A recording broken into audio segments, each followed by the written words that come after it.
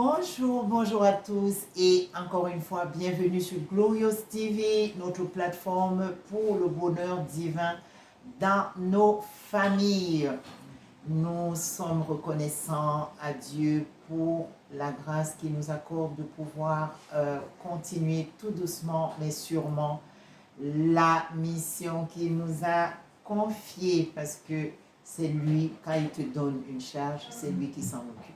Merci pour tous nos followers, ceux qui continuent à s'abonner et merci particulièrement parce qu'au Sénégal, nous avons près de 8% de personnes qui suivent aussi maintenant nos émissions. Nous remercions tous ceux qui nous encouragent par même inbox et nous savons que vos prières nous sont salutaires.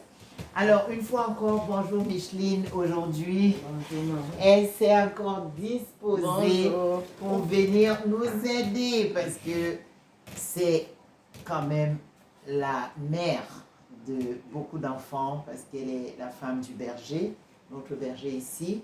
Et comme je vous l'avais dit dans une émission, elle a été responsable et elle est toujours responsable et de l'école de mariage. Donc, elle s'y connaît mieux. Avec humilité, je sais que elle, en même temps qu'elle vous parle, moi-même, je reçois beaucoup. Donc, merci d'avoir accepté encore de venir aujourd'hui nous parler d'un sujet très, très, très important. L'unité et ses bienfaits dans la famille. Alors, sans plus tarder, je vous laisse saluer nos auditeurs qui vous ont d'abord beaucoup apprécié. J'ai eu des retours, ils sont très contents des conseils que vous leur donnez.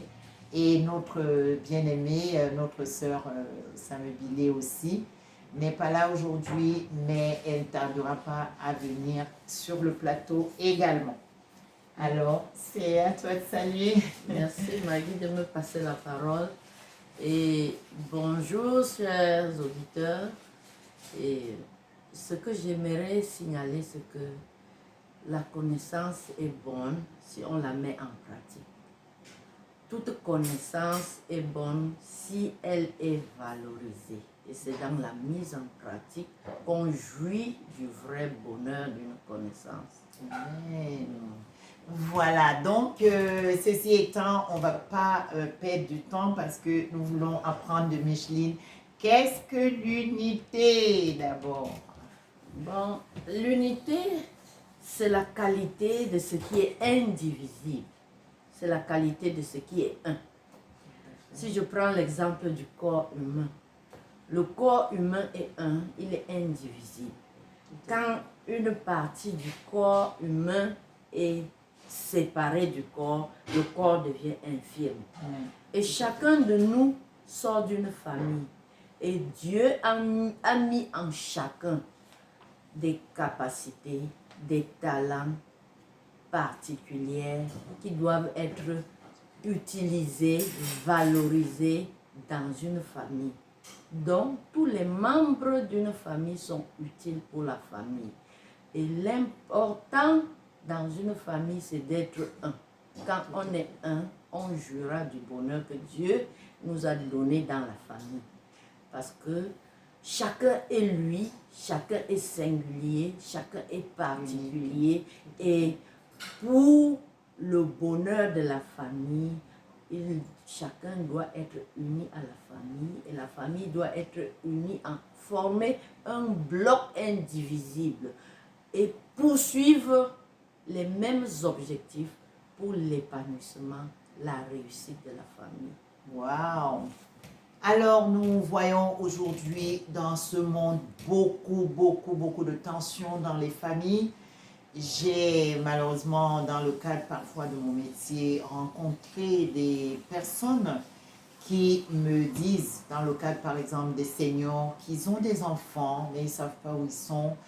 Vous voyez aujourd'hui des enfants qui partent, les parents ne savent pas ce qu'ils sont devenus et pourtant, ici, Micheline nous dit que la famille est unie. Je ne pense pas que dans l'unité, on va ignorer où se trouve un membre de famille. Ceci m'amène à poser une question à Micheline. Est-ce qu'il y a plusieurs formes d'unité dans la famille et puis il y a plusieurs formes d'unité? Il y a deux formes d'unité. Ah, Bon, il y a l'unité pour le bien et l'unité pour le mal. tout à fait. Et pour qu'il y ait unité dans une famille, il faut qu'il y ait communication. Je prends l'exemple d'un corps humain. Le corps humain est indivisible et chaque partie du corps a une fonction.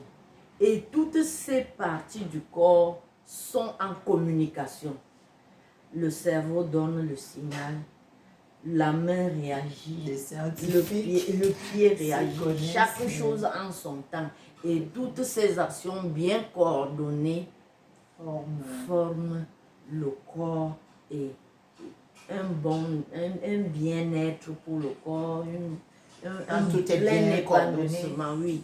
Et quand rien n'est coordonné, personne n'est à l'aise. Même le corps n'est pas à l'aise. Donc, l'unité, c'est quelque chose que chacun devrait rechercher.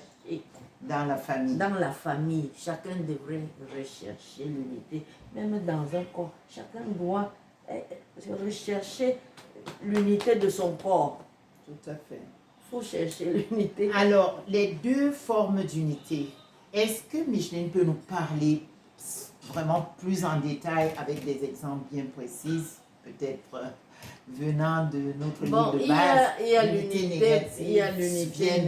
l'unité négative et l'unité positive.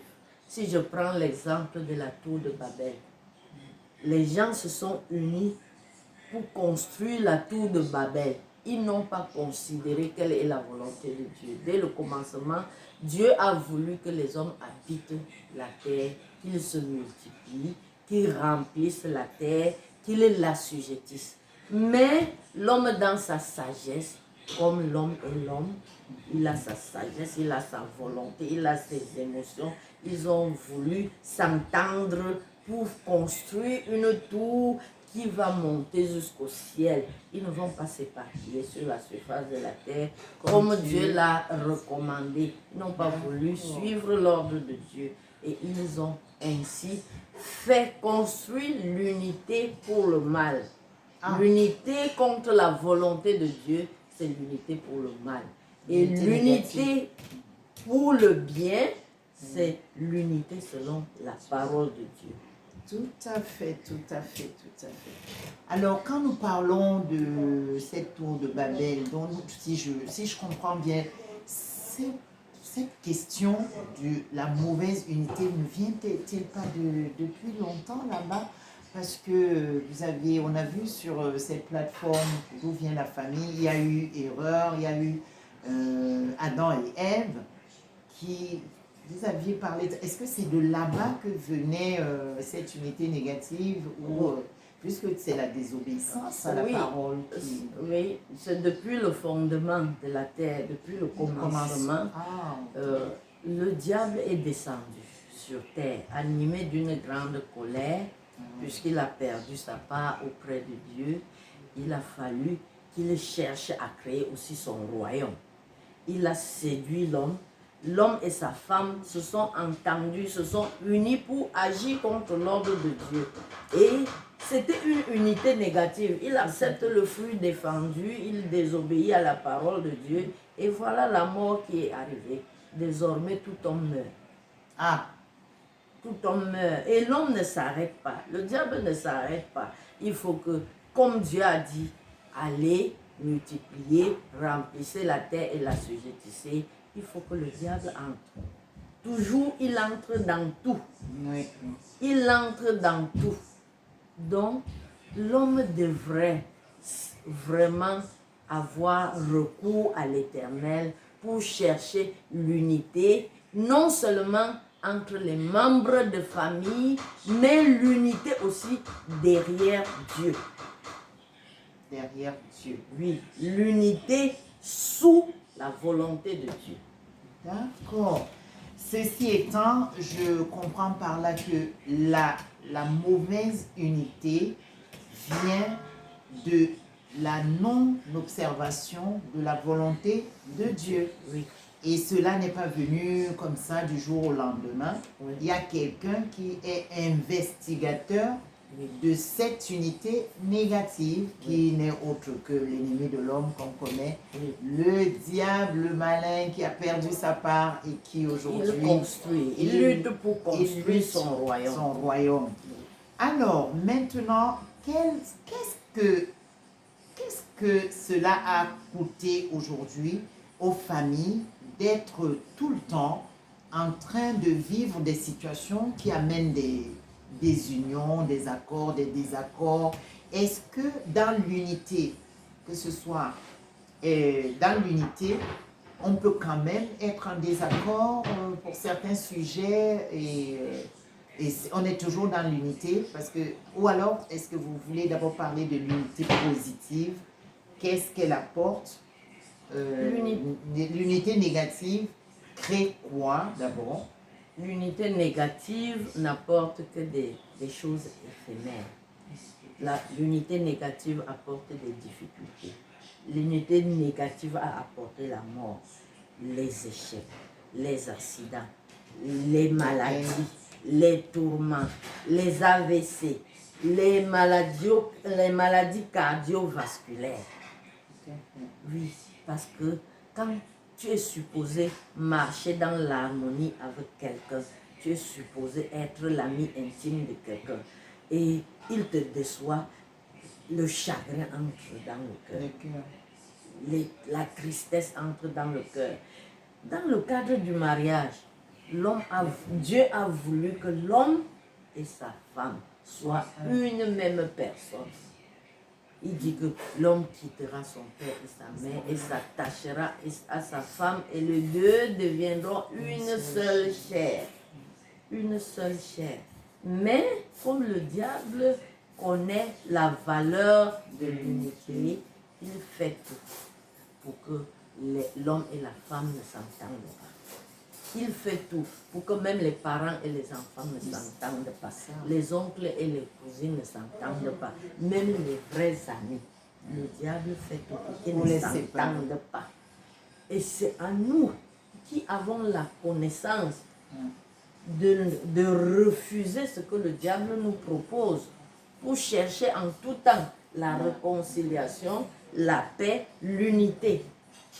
Parce qu'on ne gagne rien en se séparant, en se divisant, en se déchirant les uns les autres. Donc, dans cette unité négative, on ne peut rien construire. C'est ce que je comprends, que tant qu'il n'y a pas d'unité, on ne peut rien bâtir ensemble. On ne peut pas construire.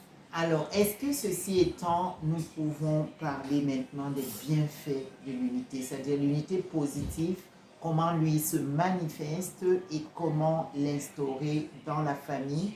Et je voulais quand même aussi demander à Micheline, l'unité se limite dans la famille ou bien elle est élargie sur d'être au travail, dans les églises où on parle, parce que la parole parle beaucoup d'unité. D'ailleurs, le Père et moi, nous sommes un. Qu'est-ce les bienfaits de l'unité positive? Si nous considérons la véracité de la parole de Dieu, nous comprendrons que nous ne devons pas voir les êtres humains comme des êtres divisés. Chacun est de sa famille, chacun est de sa nation.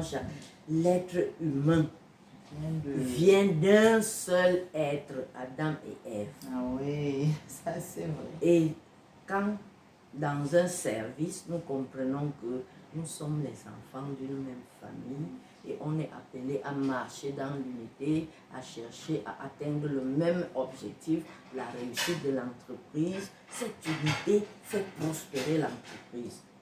Et c'est la même chose dans une famille, quand on cherche la réussite de la famille et tous se mettent la main dans la main pour travailler pour la prospérité de la famille va prospérer.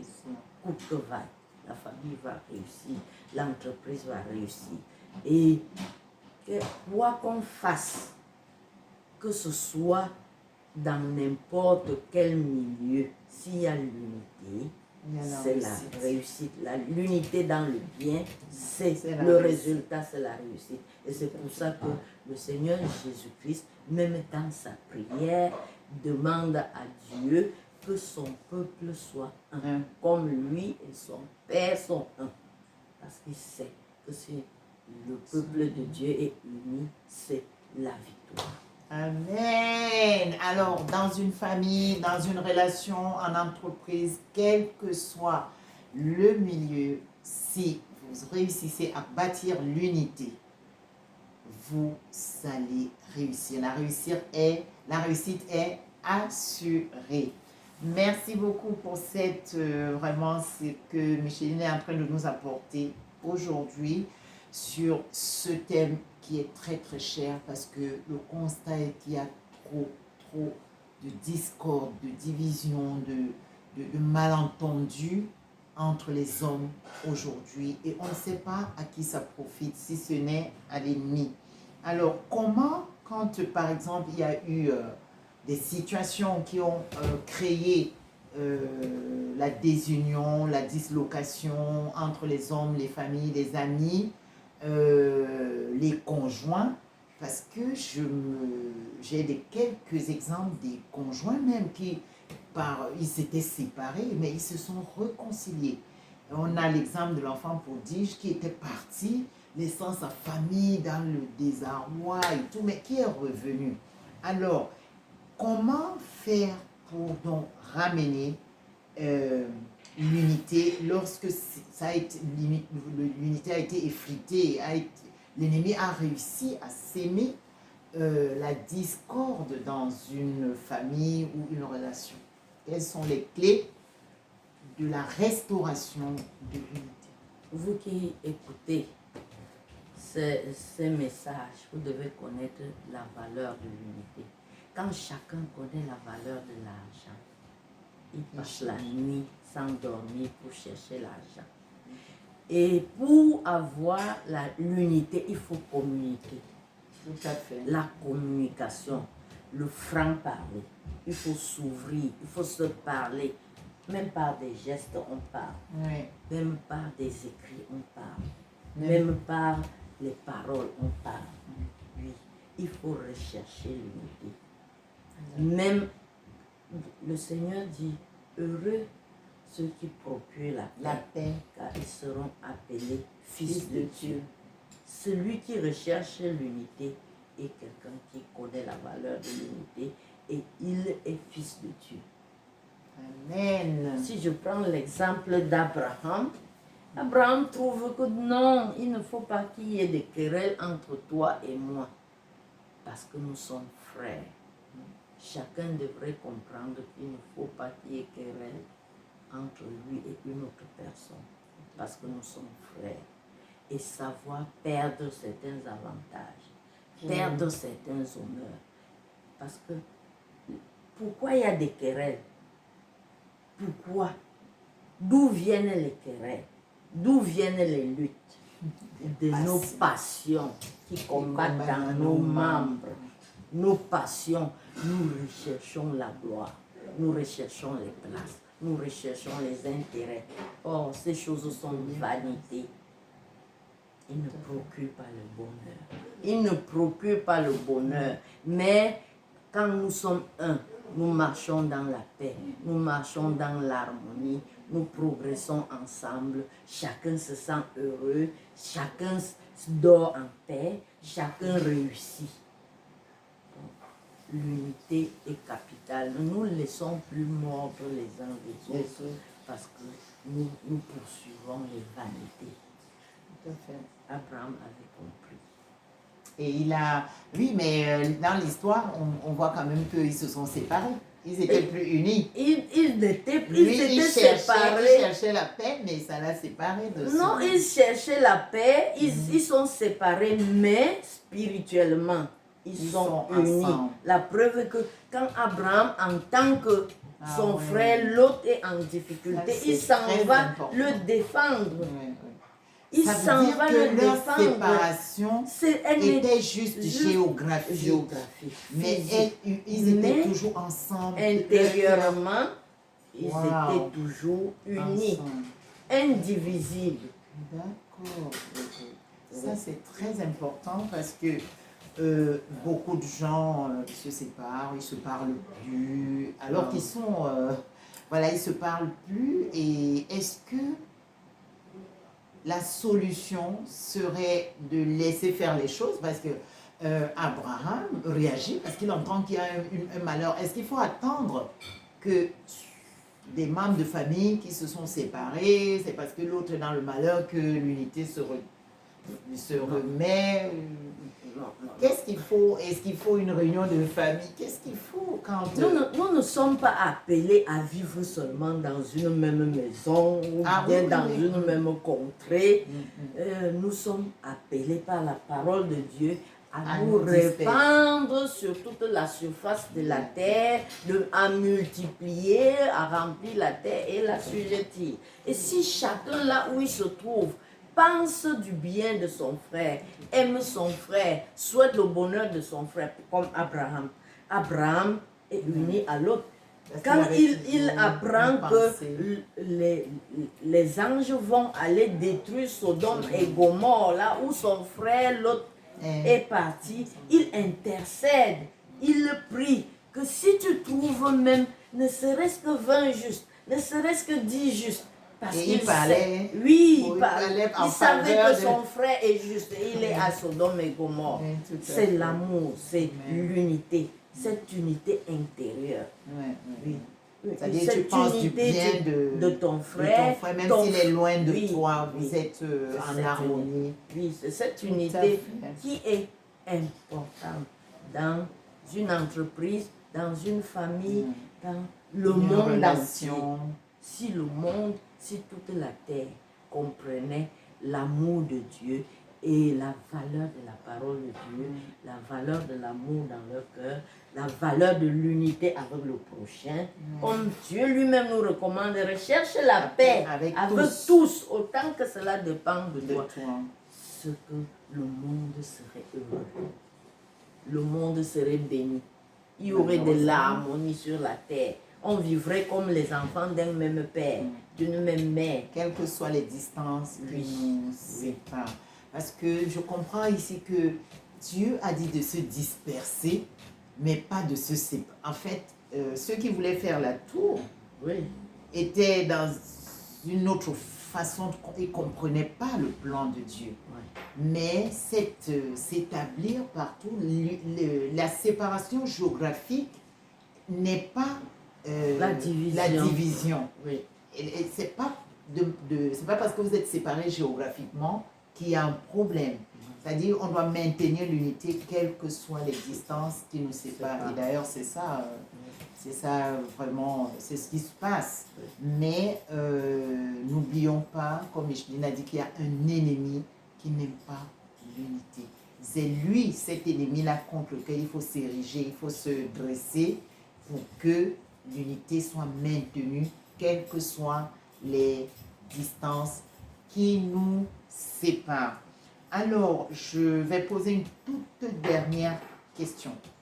Alors, quand Micheline, tu dis qu'on doit rechercher la paix et que quelqu'un te dira, mais j'ai tout fait, comme on a parlé dernièrement de la belle famille, les beaux-parents, quelqu'un te dira, j'ai cherché la paix, j'ai tout fait, mais le tel ou tel n'a pas voulu.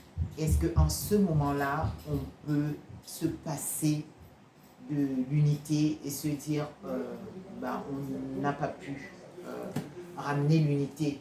Comme le fils prodige, il est revenu de lui-même. Quand on n'a pas pu garder, conserver l'unité, que ce soit en famille, en société, il y a quand même des gens qui ne se parlent pas depuis des années, ils sont dans une même famille. Qu'est-ce qu'il faut faire? Nous devons comprendre que dans la vie, qui veut peut. Qui veut peut. Micheline a des réponses poinçantes. Oui, dans la vie, qui veut peut. Quand tu sais la valeur de ce que tu recherches, tu vas perdre, tu mets les moyens en jeu pour avoir. Amen. Donc, il n'y a rien à faire. Oui. Qui veut l'unité, recherche l'unité et il met les moyens pour Et obtenir Dieu est là, il l'unité. dit que tout ce que nous demanderons en son nom, il nous accordera. Amen. Oui, je ne crois pas que si quelqu'un recherche l'unité avec Dieu et recherche l'unité avec son frère, il dira qu'il n'a pas pu.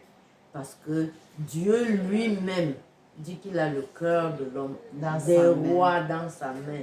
Il incline là où Il veut. il veut. Tout à fait. Quand tu cherches quelque chose, tu demandes, tu supplies, Dieu t'accordera cette chose. Amen. Eh bien, je pense qu'aujourd'hui, nous comprenons qu'il y a l'unité négative et positive et que lorsqu'on fonctionne dans l'unité positive, c'est la réussite assurée. Eh bien, le contraire, c'est l'échec, les tourments, les maladies, les AVC et j'en passe. À Glorious TV, nous invitons toutes les familles, les personnes qui, pour un oui ou pour un non, ont laissé le diable s'aimer la discorde entre elles, de rechercher la paix, car dans l'unité, comme Micheline a dit, chacun a une valeur, c'est un corps. Et dans le corps, chacun a une valeur, est une valeur ajoutée. Donc, comme dit la parole, la main ne va pas dire que je n'ai pas besoin de l'œil, ni l'œil dire que je n'ai pas besoin du pied. Ne laissons plus l'ennemi effriter nos relations. Quand je vois l'exemple de la santé, quand tu as mal à ton orteil, tu fais tout pour soigner ton orteil. Tu fais tout pour que la douleur finisse. C'est la même chose dans les relations. Tout à fait.